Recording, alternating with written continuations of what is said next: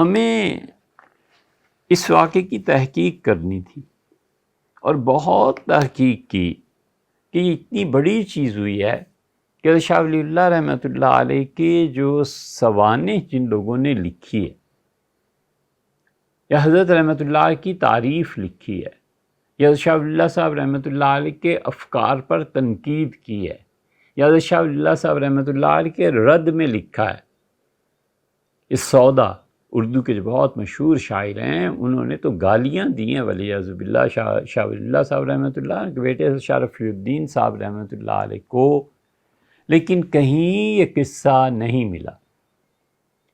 تو خیال آتا رہا کہ جس طرح مذہبی گفتگو کے بہت سے قصے بے سر و پا بس چل جاتے ہیں عقیدت کے حلقوں میں، ہوا ہوگا کچھ. تو پھر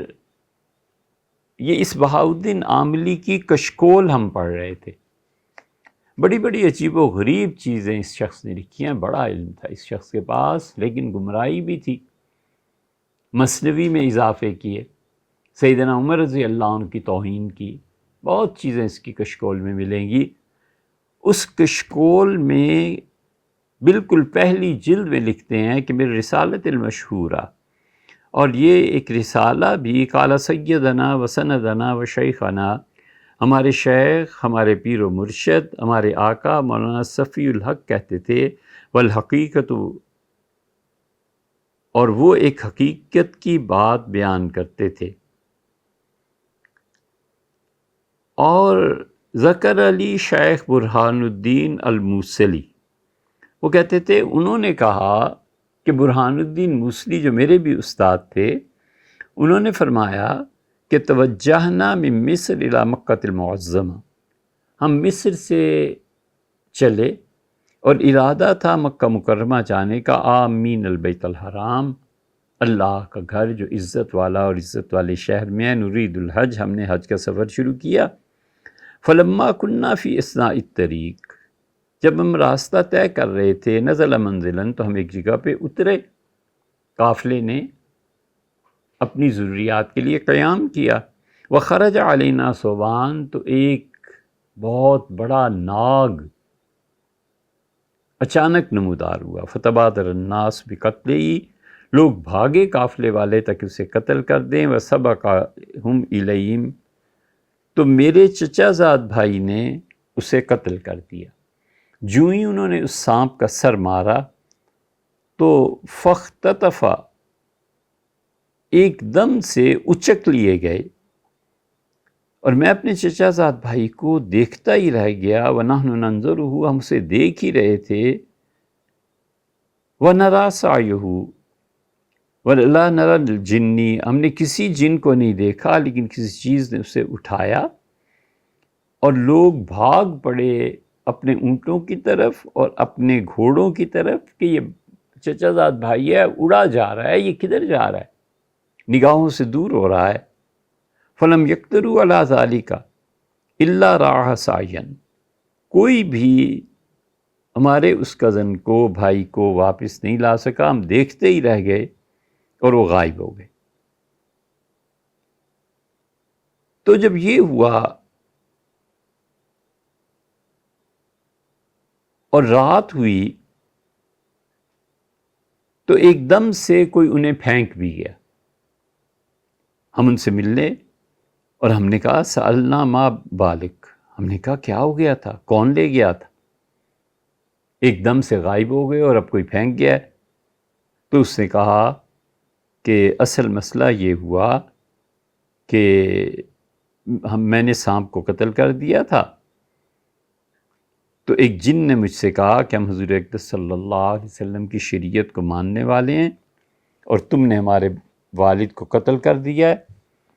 اور چلو ہم تمہیں اپنے قاضی کے پاس لے کے چلیں گے تاکہ ہم اپنے والد کے خون کا بدلہ لیں. تو جب ہم پہنچے قاضی کے پاس تو ہم نے دیکھا بہت بوڑھے قاضی بیٹھے ہوئے ہیں، اور عام زمین سے فرش اس کا اونچا ہے. ہم جب پیش کیے گئے تو جنات کی اولاد کھڑی ہوئی اور ان کا انہو قتل آبانا، انہوں نے ہمارے والد کو شہید کر دیا۔ قال قلت حاشا للہ، تو میں بولا اور میں نے کہا میں نے کسی کو نہیں مارا، انما نحن وفد بیت اللہ الحرام، ہم اپنے حج کے لیے جا رہے تھے اور ہم ایک جگہ پر رکے، ایک اژدہا اچانک نکل آیا، لوگ اس کے قتل کے لیے بھاگے، میں بھی بھاگا اور میں نے اسے قتل کر دیا۔ تو قاضی بالکل خاموش میری بات سنتے رہے، پھر فرمایا خلو سبیلا، جنوں اس کا راستہ چھوڑ دو اور اس کو واپس پہنچا دو جہاں سے تم لے کے آئے ہو۔ میں نے حضور اقدس صلی اللہ علیہ وسلم سے سنا، ایک درخت کے نیچے جب وہ تشریف فرما تھے تو آپ نے فرمایا تھا کہ کوئی بھی ایسی چیز جو اپنی اصل صورت کے علاوہ کسی اور صورت میں ظاہر ہو اور وہ فقتلا، اس کو مار دیا جائے، فلا دیا، تو خون کا کوئی بھی قیمت پیسہ ادا نہیں کیا جائے گا اور نہ اس کا بدلہ لیا جائے گا۔ تو دیکھو پھر ان جنات نے مجھے اٹھایا اور ٹھیک یہاں لا کر مجھے وہ چھوڑ گئے۔ فہذی قصہ تھی، یہ میرا قصہ ہے، والحمدللہ رب العالمین۔ پھر اس نے یہ آیت پڑھی۔ اب یا تو یہ واقعہ 2 مرتبہ ہوا ہوگا، لیکن یہ بہت مشکل ہے۔ ہمیں فی الحال تو بس بچوں اتنی بات آپ کے سامنے رکھنی تھی کہ جتنے قصے کہانیاں ہوتے ہیں نا، ہر ایک چیز کو ایسے ہی نہیں مان لیا کرتے، شعور چاہیے، بیداری چاہیے، لیکن ہر چیز کا انکار بھی نہیں کر دینا چاہیے۔ بہت سی کرامات اور ایسی چیزیں پیش آتی ہیں، اگر ایسی کوئی چیز پیش آ جائے تو بڑے تحمل سے، ٹھنڈے مزاج سے ان چیزوں پر تحقیق کر کے بولنا چاہیے، اور یاد رکھنا چاہیے کہ بولتے ہوئے ہمیشہ اپنے منصب کا خیال کرے۔ ایک عام آدمی ایسا قصہ سنائے کچھ نہیں، کوئی مفتی سنا دے تو لوگوں کو اس کے فتوے پر اعتبار ہوتا ہے، لوگوں کو اس کی بات پر اعتبار ہوتا ہے۔ اس لیے جو اچھے سنجیدہ علماء ہوتے ہیں دین کے معاملے میں، وہ اپنے مطالعے کے دوران یا کسی بھی وجہ سے انہیں شبہ بھی ہو جائے کہ فلاں جو چیز کی ہے وہ ٹھیک نہیں ہے، یا جو فلاں فتویٰ دیا تھا وہ ٹھیک نہیں ہے، تو میں اس سے رجوع کر لوں، وہ رجوع کر دیتا ہے۔ ہم اس بات کے قائل رہے کہ حضرت سید احمد شہید رحمۃ اللہ علیہ کی جتنی تحریک تھی وہ انگریزوں کے خلاف تھی، لیکن جب انڈیا آفس لائبریری میں جا کر چیزیں دیکھی، پھر واپسی ہوئی، پھر بہت تمنا تھی کہ حضرت سید صاحب رحمۃ اللہ علیہ کے معاصرین نے جو کتابیں حضرت پر لکھی ہیں وہ کتابیں کہیں مل جائیں۔ اللہ کا شکر ہے، لاہور سے حضرت سید نفیس شاہ صاحب مرحوم نے وہ کتابیں چھپوائیں۔ وہ اصل منظورۃ السودا اور اس کے نسخے جب فارسی کے آئے، بہت شاندار، بہت نفیس کتاب چھپی ہے۔ جب اسے پڑھا تو دیکھ کے ہم حیران رہ گئے کہ حضرت رحمۃ اللہ علیہ نے انگریزوں کے نظام کی تعریف کی کہ ان کے دور میں یہ سہولتیں گوروں نے یہاں دی ہیں، اور سکھوں پر سخت تنقید کی۔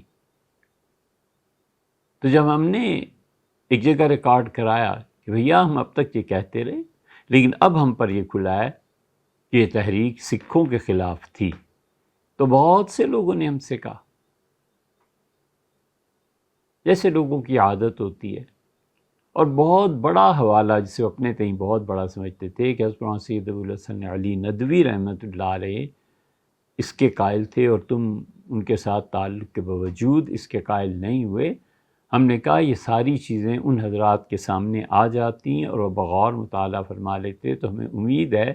کہ وہ اسی نتیجے پہ پہنچے جس پہ ہم نالائق پہنچے۔ تو اس لیے علم کی دنیا میں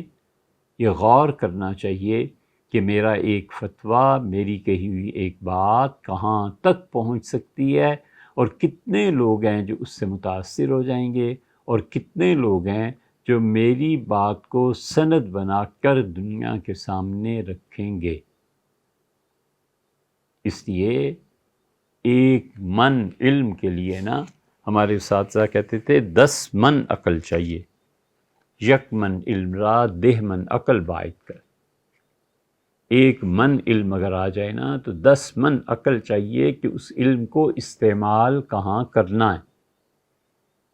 اس علم کی روشنی میں کہاں چپ رہنا ہے، کہاں بات کرنی۔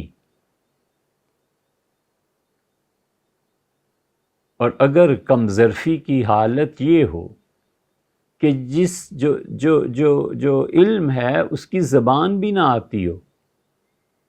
ڈاکٹر انگلش نہ جانتا ہو، انجینئر اسے پتہ ہی نہ ہو کہ اینگل کس چیز کو کہتے ہیں، اور اسے پتہ ہی نہ ہو کہ ڈی شیپ کیا ہوتی ہے، تو ایسا انجینئر اور ایسا ڈاکٹر آپ خود سوچ لیں کہ انہی کو دھوکہ دے سکتا ہے جو اس سے بھی بڑے جاہل ہوں۔ اور جب کوئی پڑھا لکھا آدمی وہ دیکھتا ہے ڈی شیپ، اور وہ دیکھتا ہے اینگلز، اور وہ دیکھتا ہے ساری چیزیں، مثلثات اور ڈائمینشنز اور ورٹیکل ہاریزنٹل، ان چیزوں کو وہ دیکھتا سمجھتا ہے، تو پھر کوئی اس کے مقابلے میں جب آتا ہے تو وہ جان جاتا ہے کہ یار اسے تو ہاریزنٹل اور اس کا فرق بھی نہیں پتہ، اس بیچارے کو کیا کہنا ہے۔ اس لیے ہمارے ہاں مجموعی طور پر یہ کوشش کہ لوگوں میں شعور پیدا ہو، لوگوں میں تعلیم پیدا ہو، اس کے باقاعدہ مخالفین ہیں کہ اگر لوگوں میں شعور پیدا ہو گیا تو پھر ہمارا کیا بنے گا، ہماری سرداری، ہماری بڑائی، ہمارا روب کہاں جائے گا۔ اسی لیے علامہ اقبال نے ان دس سینس بڑی اچھی بات کہی ہے کہ مست رکھو ذکر و فکر صبح گاہی میں اسے، پختہ تر کر دو مزاج خانقاہی میں اسے۔ جہالت، اور ہمارا فرض ہے کہ ہم شعور کو بیدار کریں، ہم بتائیں کہ بچوں اس طرح سے اندھا دھند چیزوں پہ اعتبار نہیں کر لیا کرتے، اور اگر کبھی غلطی علمی طور پہ ہوتی ہے بھیا اس سے برملا رجوع کریں، تاکہ اللہ قیامت میں اگر حساب لے کہ تم نے میرے بندوں کو گمراہ کیا تھا، تو آدمی کہہ سکتا ہے کہ پروردگار تحقیق یہی تھی، پھر میری تحقیق بدل گئی تھی، آپ اس پہ گواہ رہیے کہ ہم نے اس چیز کو اس طرح کر لیا تھا۔ اور یہی اہل علم کا شیوا ہے، اور یہی ہمارے بزرگ، ہمارے کابر، ہمارے اساتذہ، ہمارے مشائخ رحمہم اللہ یہی کرتے ہیں، اور یہی صحیح رہا ہے۔ لیکن ہمیشہ اپنے آپ کو ان نام نہاد ملاؤں اور مولویوں سے بچانا جنہیں کبھی کتاب سے کوئی واسطہ نہیں رہا، کبھی دانش مندی سے واسطہ نہیں رہا، کبھی احتیاط نہیں کی کہ جو کہنے لگا ہوں اگر کسی نے اٹھ کے اس پہ بحث ذرا شروع کر دی تو پھر اس کے جواب کیا دوں گا۔ تو کوئی پوچھے کہ حضرت مفتی بننے کی ضرورت ہی کیا، آپ کو خاموش رہیے۔ اب یہ لمبا موضوع ہے، اس کو ایک مثال آپ کو دے دی، اس کو عمر بھر یاد رکھیے گا۔ بچوں کے کس طرح حکایات جب ہم مطالعہ غور و فکر کرتے ہیں تو اس کی اصل کہاں نکل آتی ہے۔ اب یہ واقعہ پیش آیا ہے بہاؤالدین عاملی کے استاد کے ساتھ، یا یہ واقعہ پیش آیا شاہ ولی اللہ صاحب کے ساتھ، یا یہ واقعہ پیش آیا شاہ ولی اللہ صاحب رحمۃ اللہ علیہ کے ساتھ، یہ کہا جائے گا کہ 2 مرتبہ یہ واقعہ، ایک مرتبہ وہاں ہوا، ایک مرتبہ یہاں ہوا، یا کوئی بھی تعویل اور توجیہ کرے، لیکن